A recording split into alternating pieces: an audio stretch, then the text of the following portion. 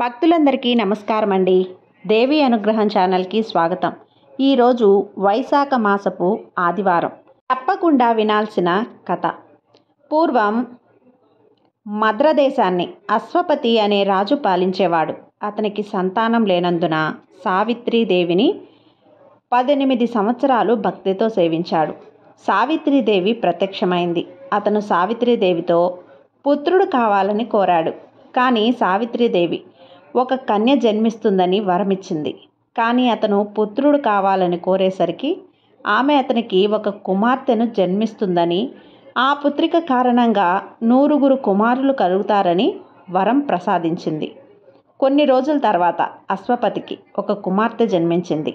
ఆమె పేరు సావిత్రి. ఆ కన్య దినదిన ప్రవర్ధమానంగా పెరగసాగింది. అశ్వపతి సావిత్రికి యుక్త వయసు రాగానే ఆమెకు పెళ్లి చేయాలని నిశ్చయించుకున్నాడు. సావిత్రి తన చెలికత్తెల వలన ద్యుమశ్చేనుడి కుమారుడైన సత్యవంతుడు, అందమైనవాడు, గుణవంతుడు అని విని అతని మీద మనసు పడింది. కానీ సిగ్గుపడి ఆ విషయం ఎవ్వరికీ చెప్పలేదు. ఒకరోజు నారదుడు అశ్వపతి వద్దకు వచ్చాడు. నారదుడికి ఉచిత సత్కారం చేశాడు. సావిత్రి కూడా నారదుడికి నమస్కరించింది. నారదుడు ఆ కన్యను చూసి, రాజా, నీ కుమార్తెకు ఇంకా వివాహం ఎందుకు చేయలేదు అని అడిగాడు. అశ్వపతి, అమ్మా, నారదుడు చెప్పింది విన్నావుగా, నీకు తగిన భర్తను నీవే ఎంచుకో అని అడిగాడు. సావిత్రి, తండ్రి, సాల్వభూపతి కుమారుడైన సత్యవంతుడు నాకు తగిన భర్త అని నేను అనుకుంటున్నాను. కానీ ఆ సాల్వభూపతి విధివశాత్తుగా అతను కళ్ళు పోగొట్టుకున్నాడు. శత్రువుల వలన రాజ్యం పోగొట్టుకొని అడవులలో నివసిస్తున్నాడు. అయినా నేను సత్యవంతుణ్ణే వివాహం చేసుకుంటాను అన్నది. అశ్వపతి నారదునితో, మహర్షి, సత్యవంతుని గుణగణాలు ఎలాంటివి అని అడిగాడు. నారదుడు, రాజా, అతడు ఎప్పుడూ సత్యం పలుకుటచే అతనికి సత్యవంతుడనే సార్థక నామధేయం వచ్చింది. అతని అసలు పేరు త్రాస్వుడు. బుద్ధిలో బృహస్పతి వంటివాడు, శౌర్యంలో దేవేంద్రుణ్ణి మించినవాడు, తేజస్సులో చంద్రుడు, అందంలో అశ్వినీ దేవతల వంటివారు, శమము, దమము, బ్రాహ్మణ భక్తి అతనికి ఎక్కువగా ఉన్నాయి. కానీ అతడు అల్పాయుష్కుడు. వివాహమైన 1 సంవత్సరంలో మరణిస్తాడు అని అన్నాడు. అశ్వపతి కుమార్తెతో, అమ్మా, నీకు అల్పాయుష్కుడైన భర్త ఎందుకు? వేరొకరిని వరించు అన్నాడు. సావిత్రి, తండ్రి, త్రికరణములలో మనసు ప్రధానం కదా. ఆ మనసులో నేను సత్యవంతుణ్ణి వరించితిని. అతను ఎలాంటి వాడైనా నాకు అతనితోనే వివాహం జరిపించండి. నేను వేరే వరుణ్ణు వరించను అని పలికింది. నారదుడు, నీ కుమార్తె గుణవంతురాలు. ఆమె మనసు మలచడం సాధ్యం కాని పని. ఆమెను సత్యవంతునికిచ్చి వివాహం జరిపించు. ఈమె చేసిన పుణ్యం వల్ల సత్యవంతుడు దీర్ఘాయుష్మంతుడు కాగలడు అని దీవించి వెళ్ళాడు. నారదుని ఆనతి మేరకు అశ్వపతి వివాహ సంబరాలతో అడవిలో ఉన్న ద్యుమశ్చేనుని వద్దకు వెళ్ళాడు. ద్యుమశ్చేనుడు అశ్వపతిని తగు రీతిన సత్కరించాడు. అశ్వపతి, ద్యుమశ్చేన, మహారాజా, ఈమె నా కుమార్తె సావిత్రి. ఈమెను నీ కోడలిగా స్వీకరించుము అన్నాడు. ద్యుమశ్చేనుడు, అయ్యా, మేము రాజ్యం కోల్పోయి అడవులలో ఉన్నాము. సుకుమారి అయిన నీ కుమార్తె ఈ అడవులలో కష్టాలకు తట్టుకుంటుందా అన్నాడు. అశ్వపతి, రాజా, సంపదలు శాశ్వతం కాదు కదా. ఈరోజు ఉంటాయి, రేపు పోతాయి. ధీరులు వాటి కొరకు దుఃఖించరు. నా కుమార్తె ప్రౌఢ. ఆమె ఆలోచించే ఈ నిర్ణయం తీసుకుంది. కాదనకండి అన్నాడు. ద్యుమశ్చేనుడు కాదనలేకపోయాడు. సావిత్రి సత్యవంతుల వివాహం జరిగింది. అశ్వపతి తన కుమార్తెకు వివిధ ఆభరణాలు, వస్తువులు ఇచ్చి తన రాజధానికి వెళ్ళాడు. సావిత్రి భర్తతో పాటు నారచీరలు ధరించి అత్తమామలకు సేవ చేస్తూ భర్తతో కాపురం చేస్తుంది. సంవత్సరం గడవటానికి ఇక 4 రోజులు మాత్రమే ఉంది. సావిత్రి 3 రాత్రుల దీక్ష తీసుకుంది. ఆఖరి రోజు ఉదయమే స్నానాదికాలు ముగించి అత్తమామలకు నమస్కరించింది. యథావిధి అందరికీ సేవ చేసింది. సావిత్రితో భర్త, సావిత్రి, నేను అడవికి వెళ్ళి పండ్లు తీసుకొని వస్తాను అని అన్నాడు. సావిత్రి భర్తను అడిగి, నేను మీ వెంట వస్తానని అతని వెంట బయలుదేరింది. అడవిలో అందాలు చూస్తూనే సావిత్రి భర్తను కనిపెడుతూ అతనిలో మార్పులు గమనిస్తూ ఉంది. సత్యవంతుడు కొన్ని పండ్లు కోసిన తర్వాత సమిధుల కోసం ఒక ఎండు చెట్టును గొడ్డలితో కొడుతున్నాడు. ఇంతలో తల భారంగా ఉందని గొడ్డలిని కింద పెట్టి తూలుతూ కూర్చున్నాడు. సావిత్రి వెంటనే తన తొడపై అతని తల పెట్టుకొని అతనికి సపర్యలు చేస్తూ ఉంది. కొంతసేపటికి సత్యవంతుడు స్పృహ కోల్పోయాడు.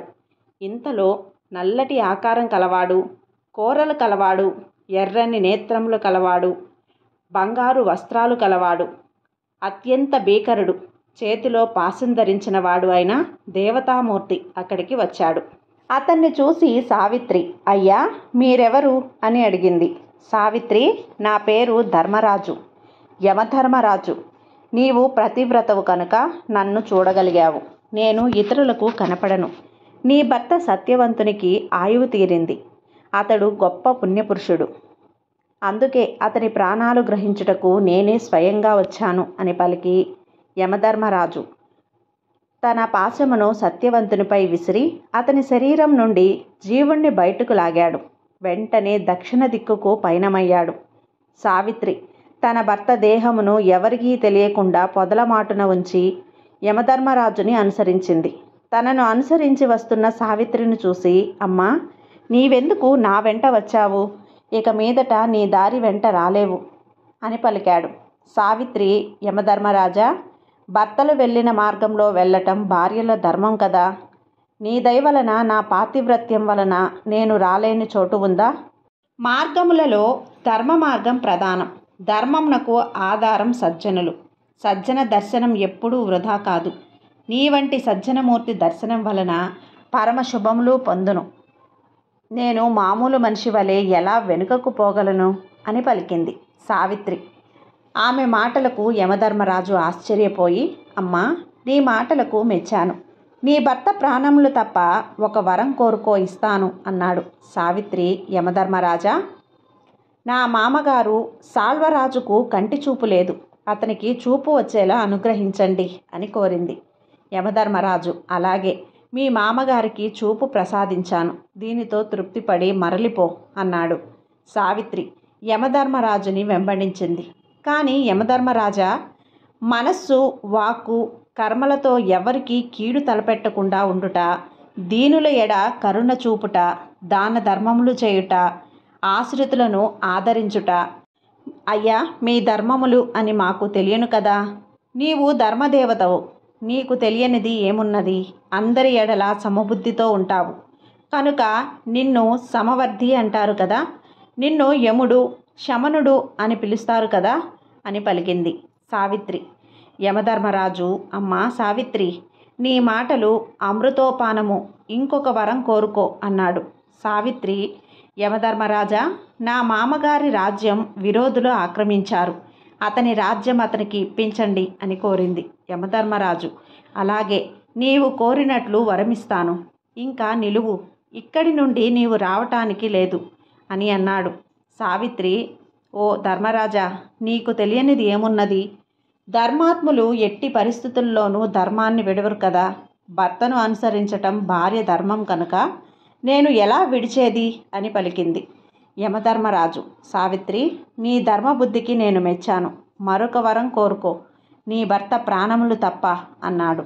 సావిత్రి, యమధర్మరాజా, నా తండ్రి అశ్వపతికి పుత్ర సంతతి లేదు. ఆయనకు 9 కుమారులను అనుగ్రహింపుము అని కోరింది. యమధర్మరాజు, అలాగే నీ తండ్రికి 9 కుమారులను ఇస్తాను. చాలా అలసిపోయావు, ఇక వెనుకకు మరలుము అన్నాడు. సావిత్రి, యమధర్మరాజా, సతికి భర్త సేవయే పరమార్థం. నా మనస్సు నా భర్త పాదసేవలో లగ్నమైంది. నాకు అలుపెక్కడిది? తన ధర్మం తప్పక చరించేవాళ్ళు అరుదుగా కనిపిస్తారు. వారి ధర్మనిష్టతోనే సూర్యచంద్రులు క్రమంగా సంచరిస్తున్నారు. ఎవరితోనైనా 7 మాటలు మాట్లాడితే బంధువులవుతారు అని అంటారు. నేను మీతో ఎన్నో మాట్లాడాను. ఇప్పుడు నేను మీకు బంధువయ్యాను కనుక నా కోరికను మన్నించుము అని అడిగింది. అందుకు యమధర్మరాజు సంతోషించి, సావిత్రి, నీకు మరొక వరం ఇచ్చెదను, కోరుకొనుము అని చెప్పాడు. అందుకు సావిత్రి, యమధర్మరాజా, ఇప్పటిదాకా నువ్వు ఏ వరం కోరుకోమన్నా నీ పతి ప్రాణాలు దక్కవు అన్నావు. ఇప్పుడు ఆ మాట చెప్పలేదు కనుక నా ఇష్టం వచ్చిన వరం కోరుకుంటాను. యమధర్మరాజా, సతికి పతియే దైవం. పతి లేని జీవితం సతికి దుర్భరం. ఏ శుభకార్యానికి ఆమెను పిలువరు. కనుక సాల్వభూపతి తనయుడైన సత్యవంతుణ్ణి పునర్జీవుణ్ణి చేయము అని కోరింది. ఆమె పట్టుదలకు యముడు సంతోషించి సత్యవంతుని జీవుని అతని శరీరంలో ప్రవేశపెట్టాడు. యమధర్మరాజు సావిత్రితో, సావిత్రి, నీ భర్త 400 సంవత్సరాలు జీవిస్తాడు. నీకు 100 కుమారులు కలుగుతారు. నీవు కీర్తిమంతురాలువు అవుతావు అని చెప్పి అక్కడి నుంచి వెడలిపోయాడు. సావిత్రి వెనుతిరిగి సత్యవంతుని దేహమునున్న చోటుకు వచ్చింది. భర్త తలను తన ఒడిలో పెట్టుకొని కూర్చుంది. కొంతసేపటికి సత్యవంతుడు నిద్రలో లేచినట్లు లేచాడు. సత్యవంతుడు, ఏమిటి సావిత్రి, ఇంతసేపు నిద్రపోయాను, లేపలేదా నన్ను? కానీ ఎవరో నన్ను పట్టి లాగినట్లు ఉంది. అది కల కాదు, నిజమే అన్నట్లుగా ఉంది. ఎవరై ఉంటారు అన్నాడు. సావిత్రి, నాదా, ఇప్పటికే చాలా పొద్దుపోయింది. మీ తల్లిదండ్రులు మన కోసం ఎదురు చూస్తూ ఉంటారు. వెంటనే ఆశ్రమానికి వెళ్ళి అని ఇద్దరు ఆశ్రమానికి వెళ్ళారు. అప్పటికే ద్యుమశ్చేనుడికి చూపు వచ్చింది. ఎదురుగా కుమారుడు కనిపించగా పరితపిస్తున్నాడు. వారు రాగానే ఆలస్యానికి కారణం అడిగాడు. సత్యవంతుడు తనకు తలనొప్పి రావటం, పడుకోవటం, ఎవరో మహానుభావుడు కనిపించటం వరకు చెప్పాడు. సావిత్రి, మహారాజా, నా భర్త సత్యవంతునికి ఈరోజు మరణం అని చెప్పారు కదా, అందుకని నేను నా భర్తతో అడవికి వెళ్ళాను. అప్పుడు నా భర్త స్పృహ తప్పి పడిపోయాడు. యమధర్మరాజు నా భర్త ప్రాణాలు తీసుకుపోచుండగా నేను అతనిని వెంబడించాను. అతనిని స్తుతించి అతని కృపను పొంది 4 వరాలు పొందాను. అందులో చివరిది నా భర్త ప్రాణాలు. మరొక వరం తమకు చూపు వచ్చుట, మరొక వరం మీ రాజ్యం ప్రాప్తించుట, 4వది నా భర్త ప్రాణములు అన్నది. సాల్వభూపతి, అమ్మా, ఆపస్సమయంలో ఉన్న మాకు నావలా ఆదుకున్నావు. నీ పుణ్యచరితము కీర్తిమయము అన్నాడు. ఆ తర్వాత సాల్వభూపతి, అంతరంగికులు వచ్చి వారి శత్రువులు వారిలో వారు కలకించుకొని మరణించారని దుమశ్చేనుని రాజ్యపాలన చేయమని కోరాడు. దుమశ్చేనుడు తిరిగి రాజయ్యాడు. సత్యవంతుడు యువరాజయ్యాడు. సావిత్రి సమస్త రాజభోగములు అనుభవించింది. ఈ విధంగా గొప్ప పతివ్రత అయినటువంటి సావిత్రి సత్యవంతుల కథ విన్న వారికి కోటి జన్మల పుణ్యం లభిస్తుంది.